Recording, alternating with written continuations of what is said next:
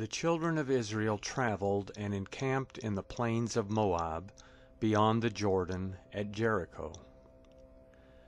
Balak the son of Zippor saw all that Israel had done to the Amorites. Moab was very afraid of the people, because they were many. Moab was distressed because of the children of Israel.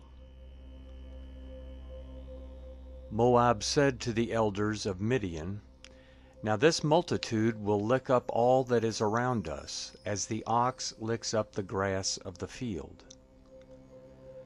Balak the son of Zippor was king of Moab at that time. He sent messengers to Balaam the son of Beor to Pethor, which is by the river, to the land of the children of his people, to call him, saying, "Behold, there is a people who came out of Egypt. Behold, they cover the surface of the earth, and they are staying opposite me. Please come now, therefore, and curse this people for me, for they are too mighty for me. Perhaps I shall prevail, that we might strike them, and that I might drive them out of the land. For I know that he whom you bless is blessed, and he whom you curse is cursed." The elders of Moab and the elders of Midian departed with the rewards of divination in their hand. They came to Balaam and spoke to him the words of Balak. He said to them, "Lodge here this night, and I will bring you word again, as Yahweh shall speak to me." The princes of Moab stayed with Balaam. God came to Balaam and said, "Who are these men with you?" Balaam said to God, "Balak the son of Zippor, king of Moab, has said to me, Behold, the people that has come out of Egypt covers the surface of the earth. Now come, curse them for me.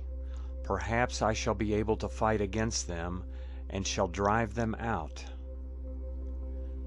God said to Balaam, "You shall not go with them.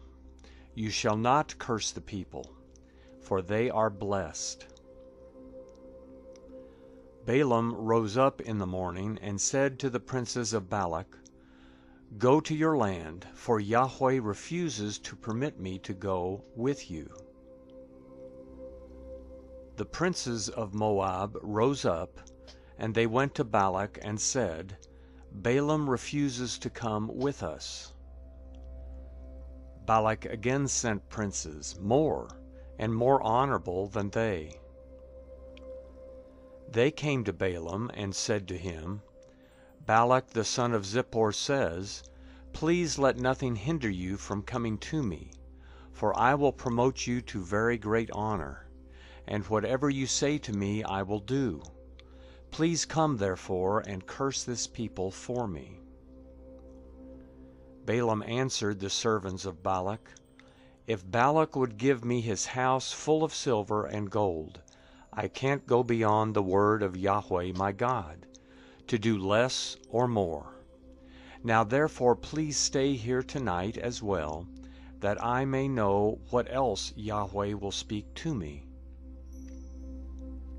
God came to Balaam at night and said to him, "If the men have come to call you, rise up, go with them, but only the word which I speak to you, that you shall do."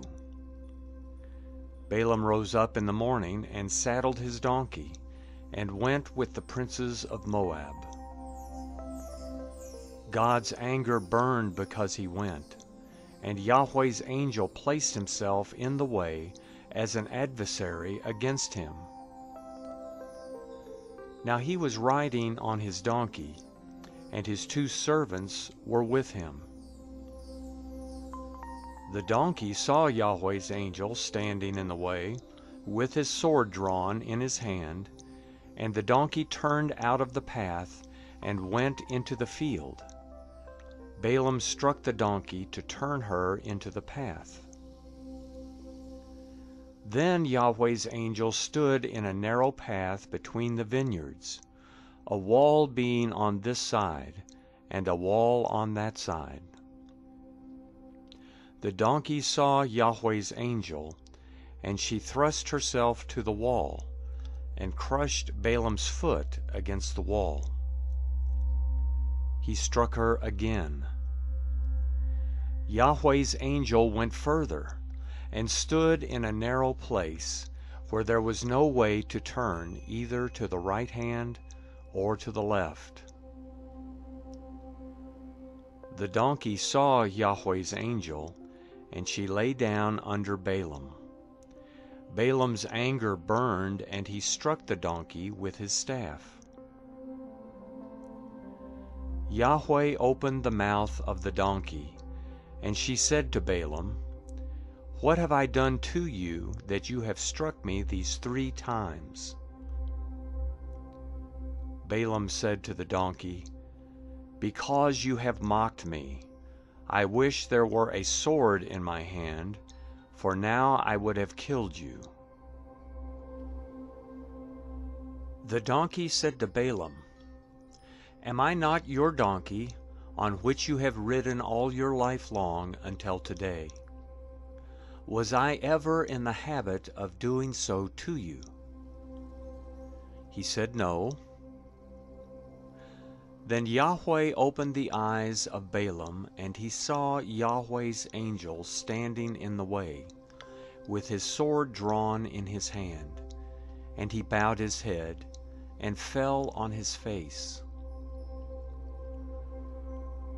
Yahweh's angel said to him, "Why have you struck your donkey these 3 times?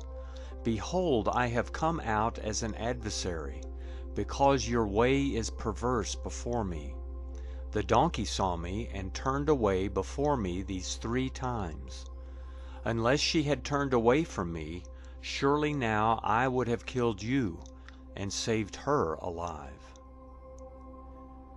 Balaam said to Yahweh's angel, "I have sinned, for I didn't know that you stood in the way against me. Now therefore, if it displeases you, I will go back again." Yahweh's angel said to Balaam, "Go with the men, but you shall only speak the word that I shall speak to you." So Balaam went with the princes of Balak.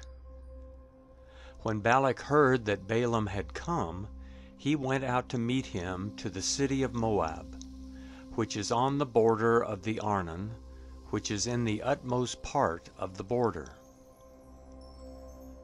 Balak said to Balaam, "Didn't I earnestly send for you to summon you? Why didn't you come to me? Am I not able indeed to promote you to honor?" Balaam said to Balak, "Behold, I have come to you. Have I now any power at all to speak anything? I will speak the word that God puts in my mouth." Balaam went with Balak, and they came to Kiriath Huzoth.